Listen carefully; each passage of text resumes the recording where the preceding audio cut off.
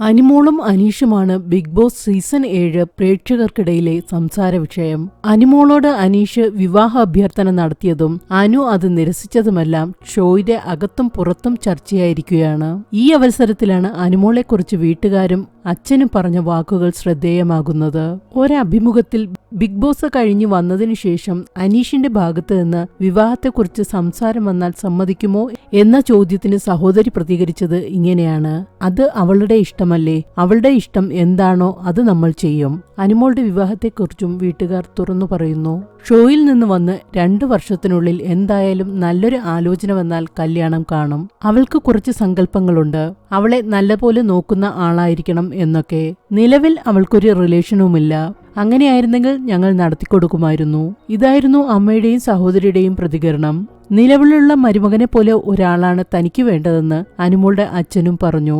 അവൾക്ക് ആരെയാണോ ഇഷ്ടം അത് ഞങ്ങൾ നടത്തിക്കൊടുക്കും എന്നാണ് അച്ഛനും പറയുന്നത്.